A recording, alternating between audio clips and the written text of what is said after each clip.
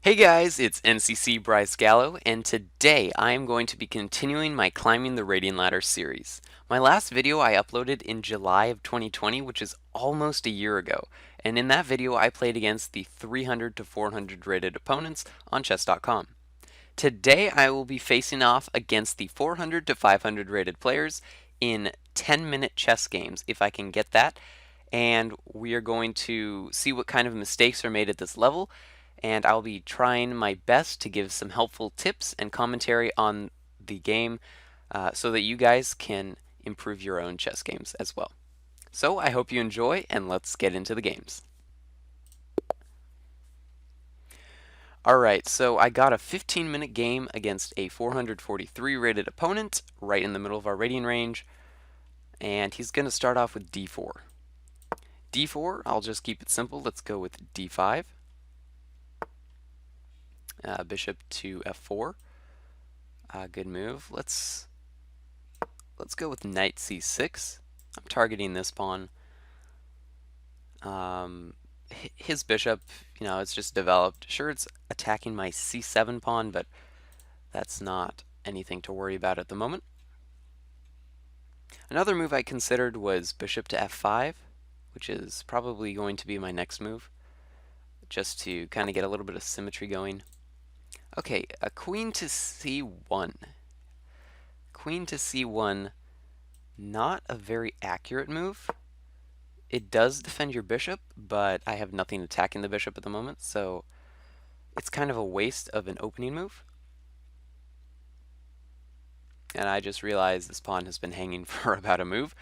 I think I could just go ahead and take that. Yeah, so there's another negative aspect of playing queen to c1, is just that it hangs this pawn. Let's see, if I go here, he can play queen to d1. That way it's attacking my knight. I might have to back it off. Let's take it. I'm going to take it. If he does play something like queen to c1 or d1 or queen to d2, then he would be attacking my knight and my pawn, and that would be a good way to attempt to win back the pawn. Okay, e3. So when I played my bishop out to f5, that is attacking the c2 square. And once I brought in my knight to d4, that's also attacking c2. And this is just a fork. So checks his king, attacks the rook, supported by my bishop, and I'm just going to be winning some material here. Okay, so king d2. It's an alright move other than the fact that now my queen is lined up with his king. That is a little bit dangerous, but now I'll just pick up the rook. Queen recaptures. What's my best move? I'm thinking I'll just develop a knight, unless I see anything better. I could always bring my queen out, but I like knight f6 just because it defends my pawn here. Bishop b5 checks my king. I can simply block with the pawn. Now he's got to retreat his bishop somewhere, and I can continue my development.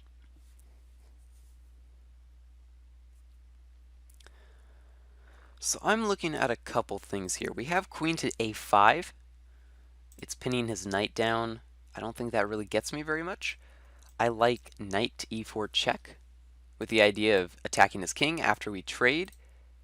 I can get my bishop into e4, and then I'm attacking this square, or this pawn here on g2. I don't know if that's directly helpful to me. So I'm going to play a little bit of a passive move, but the idea is just to develop my bishop. Probably going to b4 pretty soon. Okay, queen f1. Instead of playing queen f1, I would have preferred that he played knight f3, developing his last minor piece that's not developed yet. Queen f3, it gets the queen onto this diagonal, but it's really covered. My pawns have all these squares here. My bishop covers that one, so he's only got this square right here to actually go to. So it's kind of just not really getting a whole lot done here. So I'll go with the bishop b4 with the idea of castling next move. This is another move that's less than fantastic.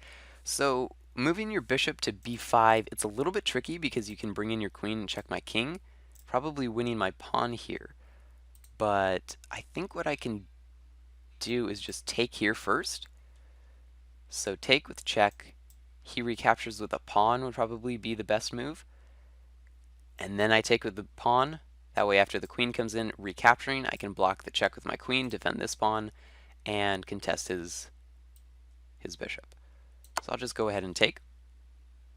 I'm already up material, so trading down, that helps me. Ooh, okay. King takes c3. With king takes c3, there's actually a nice little tactic here that's going to win me material. So if you want, you can go ahead and pause the video right now and try to find the move for black. Alright, hopefully that was enough time. The move is queen to a5 check. It's attacking his king and also attacking the bishop. So this just wins a full bishop for me. My next move is just going to be taking the bishop, and if queen takes afterwards, I'll just take back with my pawn, and I'm doing very well. I don't think that king to d4, it's putting his king right in the center of all my pieces. It looks quite dangerous, but I don't know if I have checkmate anywhere. So I play like that, he can just block with his queen. So I'll just go ahead and take the bishop. We'll trade off queens, and I am up 7 points here.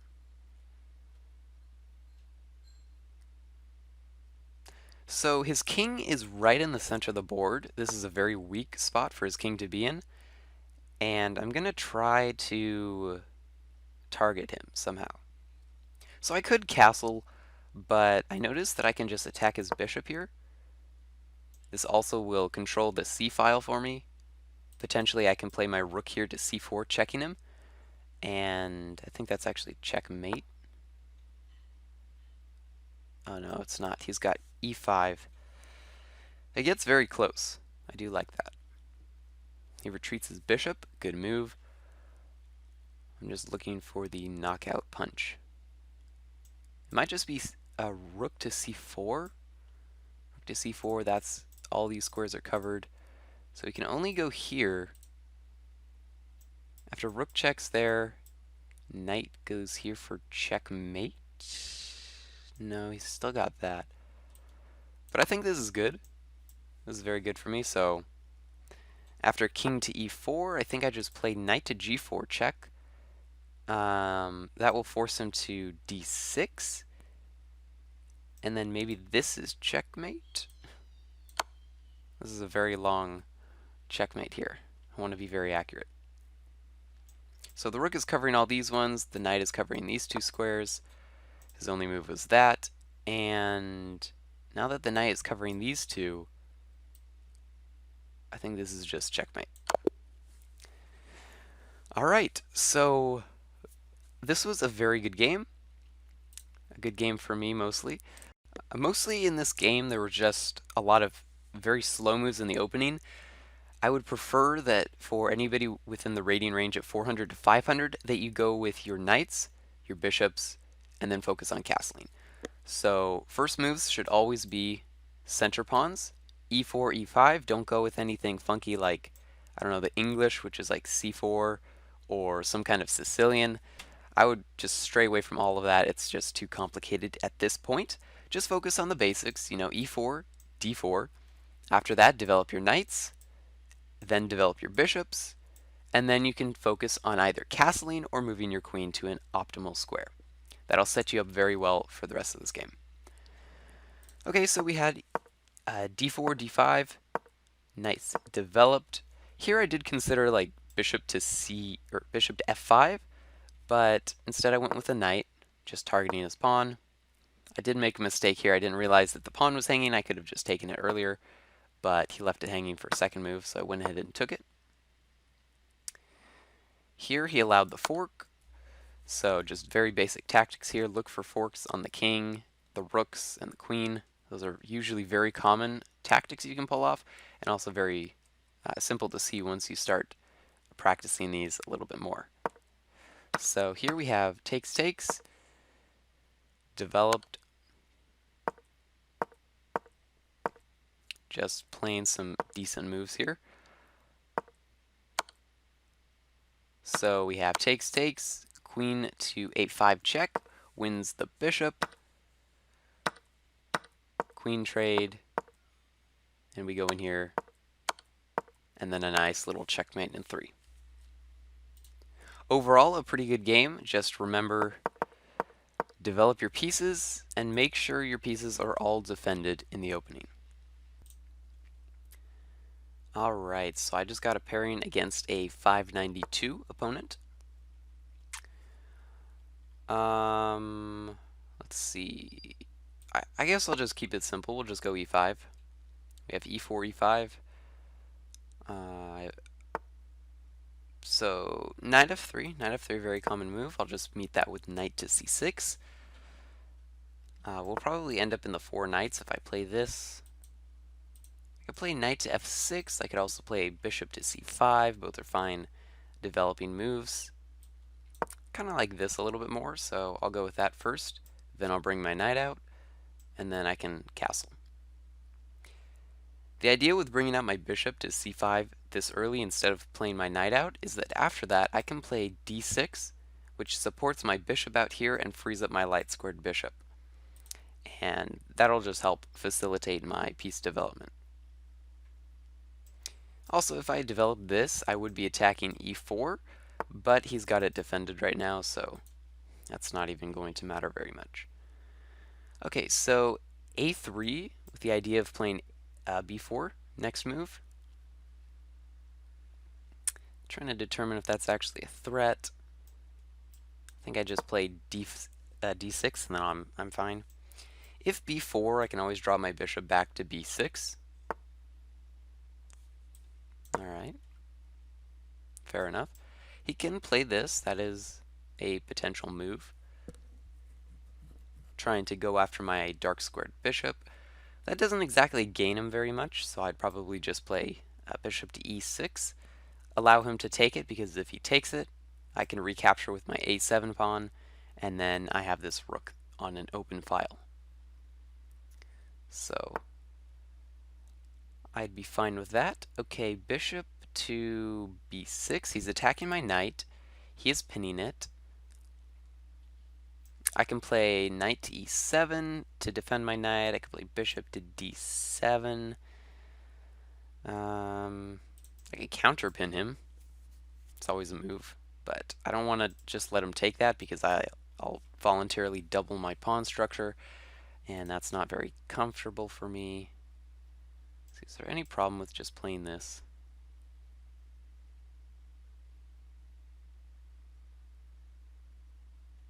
I don't think so. I'll just go with that. If he takes my knight, now I can recapture with my knight, and then I'm in the exact same position as I was before, and he's pretty much got nothing. He's got nothing for that. I still have an extra developed piece while he's just traded off one of his developed pieces. So we'll trade. He's probably going to end up castling here, which this really emphasizes why my bishop here on b6 is such a nice piece. It's now eyeing up the f2 square. Now, that's not really going to do much at the moment, but it is very useful for like long-term ideas. So I'll go ahead and play bishop to g4. I'm just pinning down his knight. If he plays this, I'll back up. Bishop to h5. This is kind of a little bit of a trick I like to play a lot, is I go ahead and I pin my opponent's piece, and then if they chase it, I just put the bishop back 1 square. So I keep the pin going, and this is inviting them to play, in this case, g4. After that, I can just slide my bishop back here, and what he's done is he's moved 2 of his pawns by his king. I can't exactly show that, but like this. I'll just drop my bishop back, and his king would be very exposed. Okay, kind of what I'm thinking is just play the queen out, castle queenside, and then pawn storm. Just start pushing some pawns on the queen or on the king side. But I do see knight to d4 attacking this pinned piece a little bit more.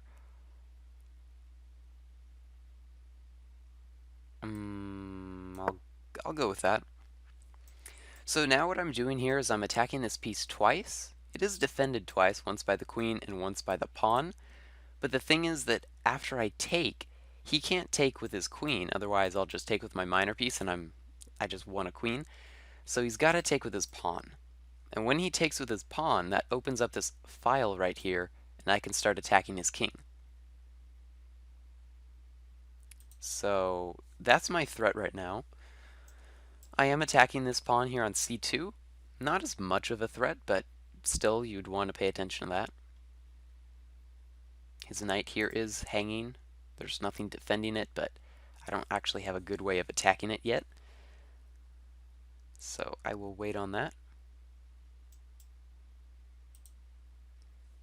We'll see what he does here. Okay, he's going to go for a counterattack. Here I can just play f6 and I think I'm fine. Unless there's like some weird tactic. Let me check. Take. Take.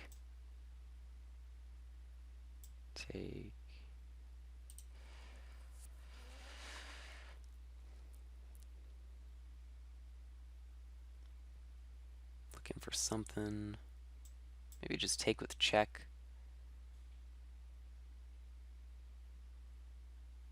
If takes. Take the queen. He takes my queen. Take. I'll play this. I'm kind of curious to see what he does.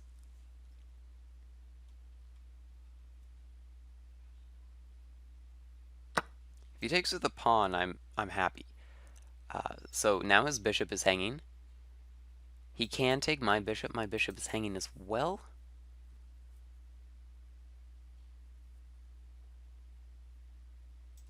But I think if I just take here, I think I just win a pawn. So if I take, he could take my queen. I'd go ahead and grab his.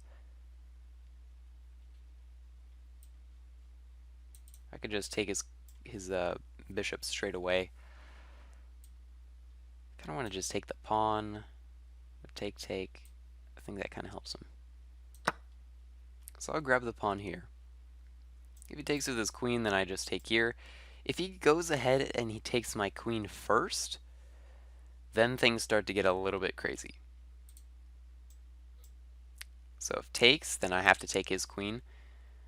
He could like take here, and he might actually be able to even up the material. Yeah. Now I have to take his queen.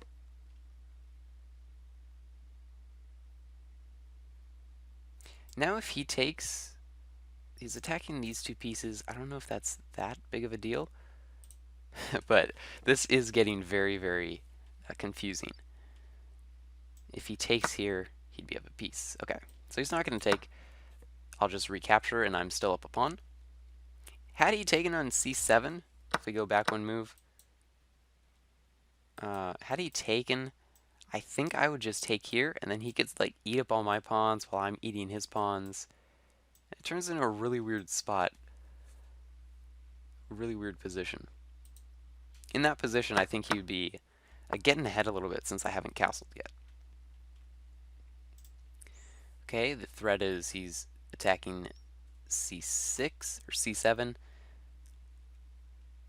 Under normal circumstances, I would just play bishop to d4, but I got to defend the pawn. I don't think there's much to do here but just castle. If I castle, check. I'll castle. He does have knight e7 check, but I think I just move my king, and I don't think he has any other attacks he's got. If he trades my bishop, then I'll just take with a pawn, and then I can use the a-file, and I can start to get some kind of attack going on his a3 pawn.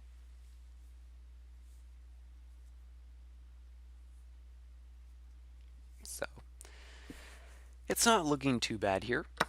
Just up a pawn. Okay, he's going to trade. I'll take this way towards the center. by taking towards the center, I increase my central control, which is going to be helpful in the endgame. So when you have the option here between taking with your middle pawn or your wing pawn, you should generally go with your wing pawn just because this opens up a new file for you to attack on, which is exactly what I'm going to do here. I'm going to attack his a3 pawn.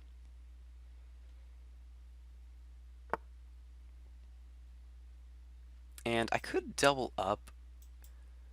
We just move our rooks like that. He doubles up. We go here. I could play that, or I could just go with f5, trying to break open the center a little bit,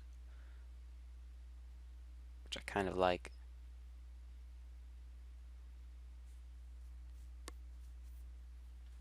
Could always play like rook to a4, then double up.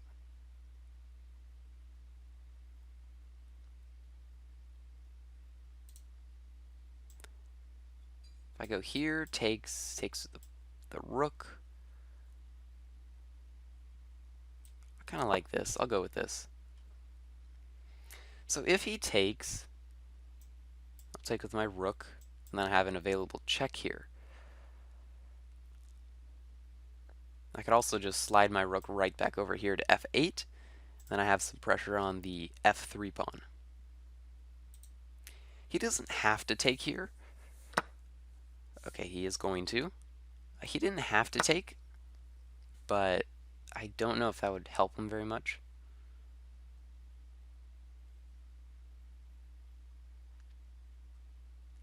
So what we have on the board here is a pretty equal endgame. I am up a pawn, and in my opinion, my pieces are placed a little bit better than his are. I have more central control. So what I'm going to end up doing here is pretty soon I'm going to start to bring up my king, try to get my king closer to the center of the board, because in endgames you do want your king close to the center. And that'll just help you in general with the endgame. So here what he does is he abandons this pawn. He moved his king over, but now I can attack this f3 pawn with another rook. He doesn't have enough time to play rook to f2 and bring his other rook over, so the only way he can defend it was actually playing king to g2. In that case, I could check him, and he's not, I don't think he's losing the pawn, but I've got some attacks going. So here we just trade rooks. I got another pawn, so up 2 pawns in this endgame. It's looking good for me. Some ideas I have here is now that I have a very, very active rook, I can play rook to f2, target this pawn. He can play rook to g2. I'll play this. His move, rook to g1, it's attacking my g7 pawn, but it's defended by my king, so that's nothing to worry about. Targeting this pawn. Here he's got to play rook to g2. Or move the pawn, I guess. Here, though, if he didn't play rook to g2, now I have 2 targets. I can attack that, or I could attack this pawn. And I don't think it matters very much which one I go after.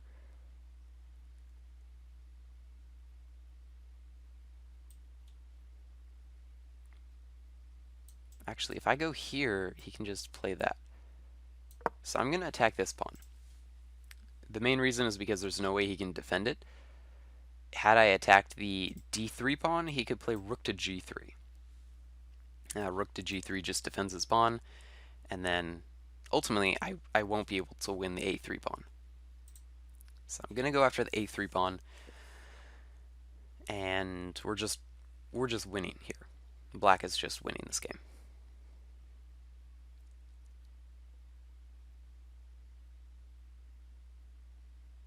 So we'll see what Elliot, our opponent, does here.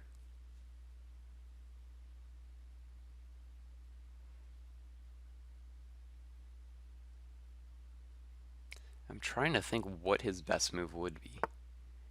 Okay, rook d1. Good move. I'll take the pawn. plays that. Interesting. So he's hanging on to his pawn structure here. I'm going to bring up my king. Yeah, he could check me.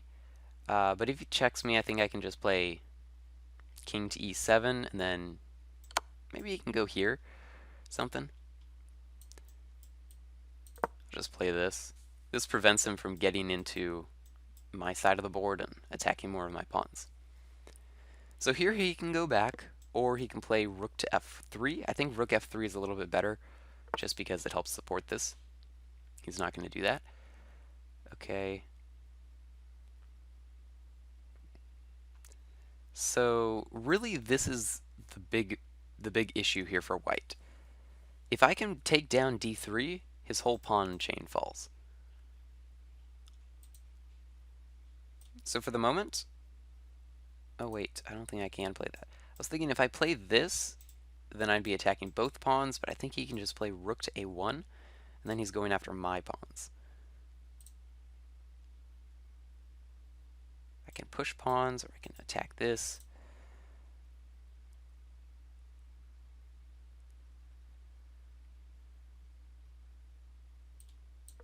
I'll play h5. It's time for me to get a little bit more action going in this game, so I'm going to be pushing these pawns up the board. His rook here on this file is a little bit annoying, but I think I can deal with it. I don't think that'll be a problem. Now, though, it actually would have made more sense for me to just leave my king on g8, push my pawns, and then play king to g7. King would be in a better spot there, but I did not think about that. Okay, he plays that.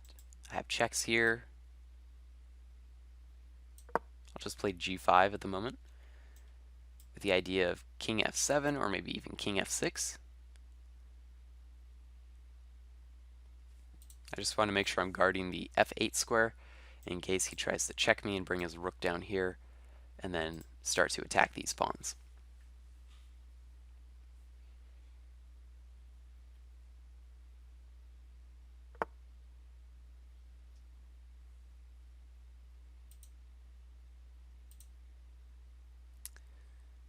Okay, king f3.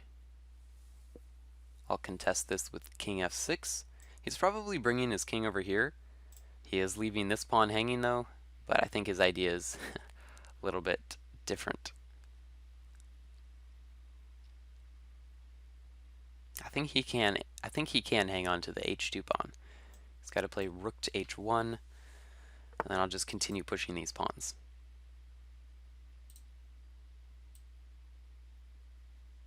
I could check him.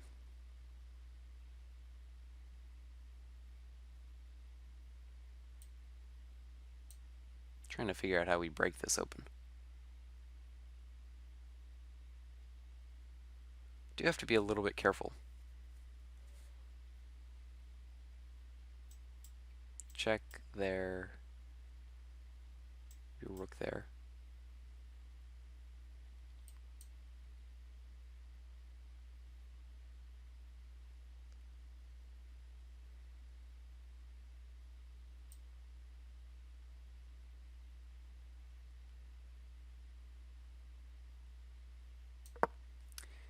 Okay, so I'm going to go with this.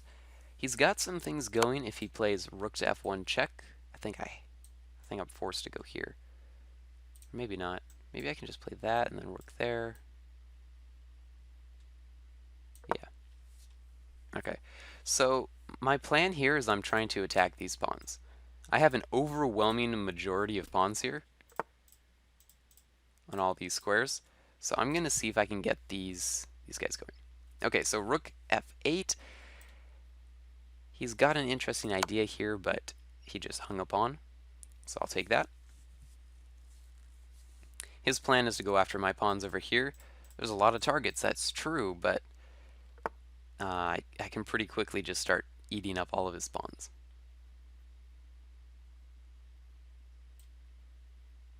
I could triple my pawns with that. I don't know if that's fantastic, but let's just take it. Pretty much anything here is winning. I'll probably lose a couple pawns once he gets his rook over to b8, but I can just finish taking up all these pawns, and then promote. Okay, check. Going after this pawn now that I look at it. If I play that, I was looking to win something here.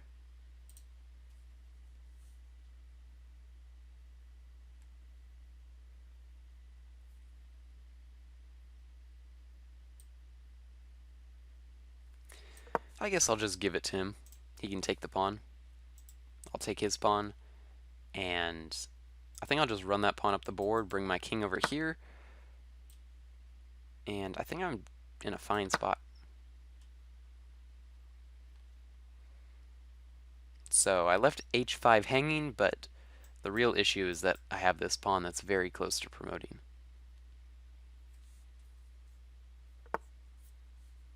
Good move. That was a good move. Let's see what I can do here. He's playing well. Trying to see what accomplishes my purpose here. I could play rook h3, going after both of these. I think I'll do that. So I'm targeting h2. To save it, he's going to have to play rook to g2. And then I think I can just bring my pawns up. Okay, he's going to give me that pawn, with the idea most likely of going after this.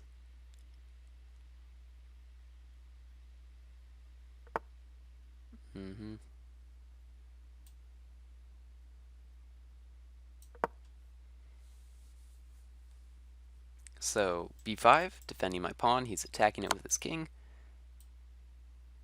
I think bringing my king to the center is going to help me. He might try to make this maneuver over here to get to my pawns, which is a good idea. In that case, I'll just push my h-pawn, because in that case he's not actually contesting that. So let's go h4. Push in the pawn. He can play king to b4.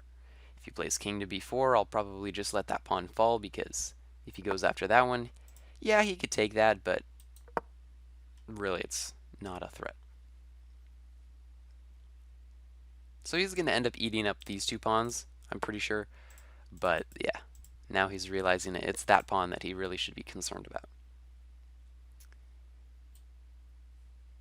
I think this is fine. Just bringing up my king. He can still go after that, but if he ever tries to actually take this pawn, I can run this pawn in that case. Yeah.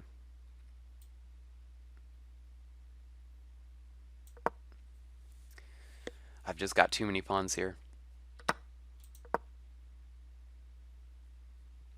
So now that he takes this, that leaves this pawn free to go, and I don't see a good way for him to stop this pawn.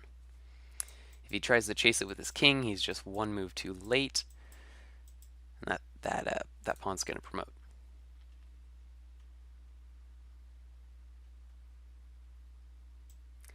Rook c8's an idea, trying to stop it, but I can play king to d3.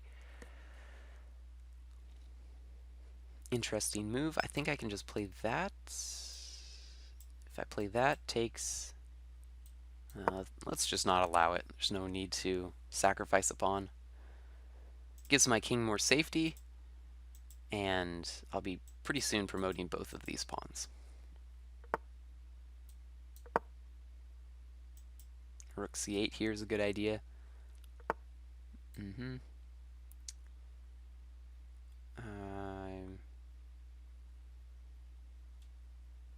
Right, actually, I can just play this. Go to promote.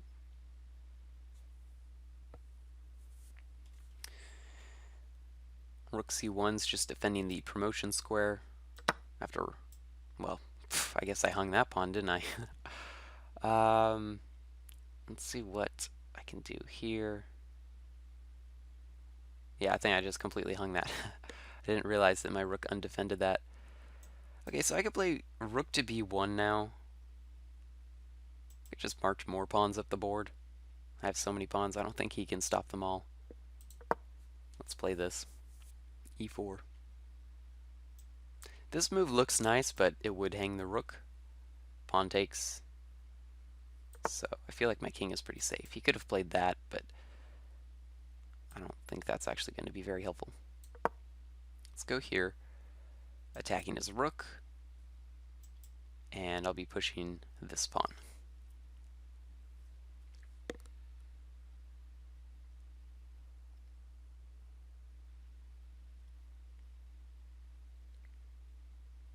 I mean, props to Elliot. He's really fighting for this.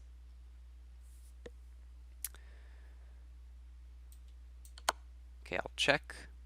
Checking's going to defend this pawn.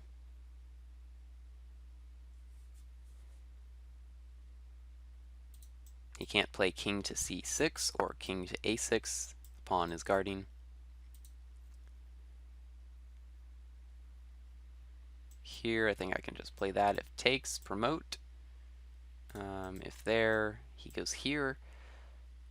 Yeah, I think he's just going to be a little late here. My rook is already guarding the h1 square, so this pawn promotes. And most likely his best move is just going to be trading off the rook for the queen. Then we'll go for the checkmate shortly.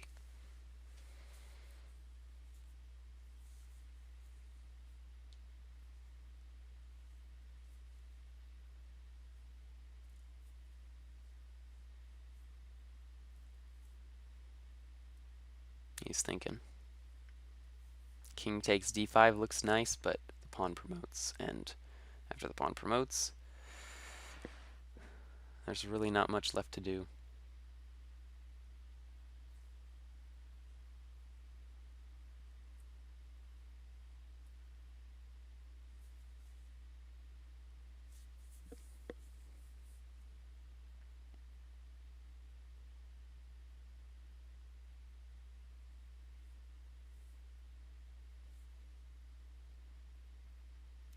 He's definitely thinking here, taking his time. But yeah, if king takes, the pawn promotes to a queen. Rook can't take the pawn because rook takes rook. If he plays rook to h7, trying to attack my h2 pawn, I just promote it, and then after the rook takes on h1, then I just take his rook and go for the checkmate. So we got a queen, and something like e3 even, just a discovered check with the queen. Not necessary, but it looks nice.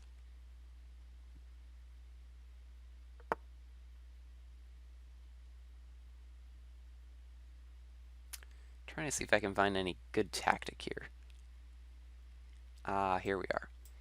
Alright, so if you want to take a minute and pause your video, there is an interesting move I can play here. And it wins the game, sacrifices the queen, but it wins the game. So if you want to take a minute, pause the video, find that move for black. Alright, the move is queen h5. Attacks the queen, attacks the rook. The only move to save the rook is king to e6. In that case, I could just take the rook after the king takes. I push the pawn. I get another queen. However, I kind of wonder if I can just go for checkmate here. Let's check him here. King to e7 is the only thing that saves the rook.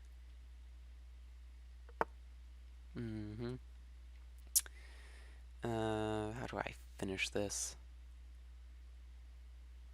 It's a couple ways, really. I think I can just play this. Force him back here.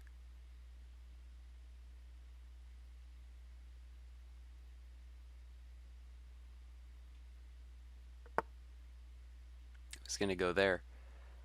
Well, that hangs the rook. So I'll go ahead and snag that. We're going to attack both the king and the rook. Only one's going to survive here, unless he finds like a stalemate trap.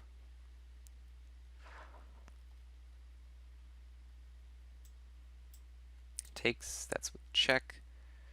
Then my rook would fall. Play queen there. He's really being very sneaky about this.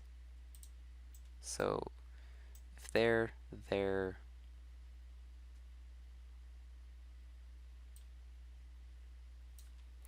even if I check him with a rook, he's going to go after my rook.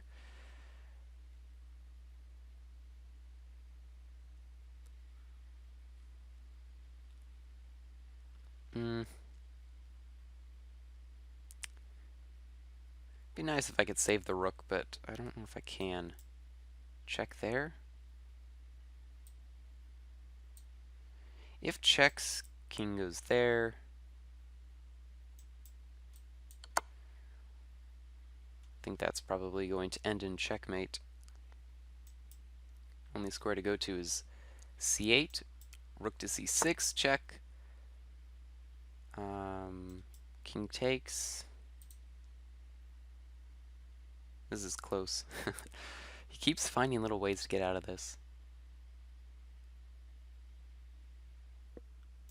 I just check with a rook. Takes.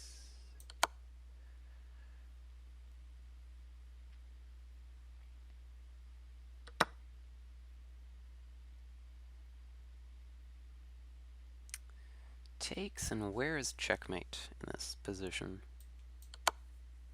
Just check him there. He could go back to c8, but yeah, I don't know if that would help him. Queen b8, checkmate. Very good game. So let's take a brief look at that. I know this game was 20 minutes. It took a lot longer. I was having a hard time finding 10-minute open challenges for opponents between the ratings of 400, 600. So we just got this 20-minute game. So we have this nice opening here. Back up the bishop. All's well. He trades. That's, it's fine. Knight to d4, attacking his knight twice. In response, he attacked my queen, and we went into this very complicated line where takes. Actually, there was another way he could have taken. I think if he takes queen here, I take queen, he takes queen, and then we both have a bishop hanging. So I think he would have to take like this. Oh, it's black to move. Maybe I could play like that.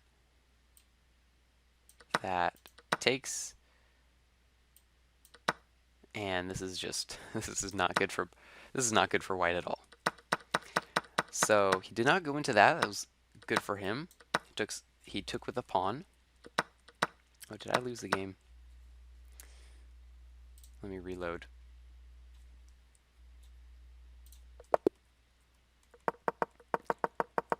So to our position, here he takes with a pawn. I take the pawn to, just to win a pawn. He takes my queen, I take his queen, and here he just recaptured my bishop. By far the simplest approach, doesn't do anything complicated, but it does leave me up a pawn in the end. What I was looking at is bishop takes c7, bishop takes c2, and then he'd probably go after this pawn. I could go after this one, and here I think he just equalizes it. Except for the hanging rook, I guess. So takes the rook, takes, man. Yeah, this just gets really complicated. That is mainly why I did not play it.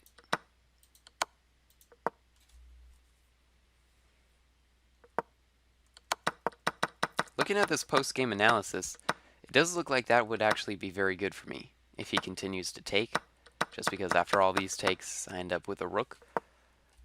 I get this pin on his bishop after takes, check, king goes there. Can I castle? I can. This would be quite a mistake, and then I'm just winning the game in this position. That will be the most simple approach.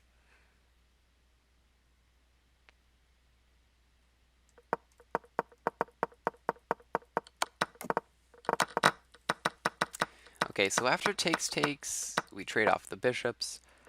I just castle. He takes, and then here I was just in a good endgame. I'm attacking this pawn. He defended it. I went here to attack his central control. He takes. I take. I'm able to swing my rook over to f8, and the only move here to save the pawn is to play that king to g2. Then I could play rook to g5, checking him, and he'd be all right here, but this doesn't really look very good. This doesn't look good for white. So instead we traded rook. I think he hung a pawn. Yeah, so his idea was rook f2, then rook to f1, doubling up on this pawn, but that does hang the pawn. After this, I just went after his pawns, brought my king to the center,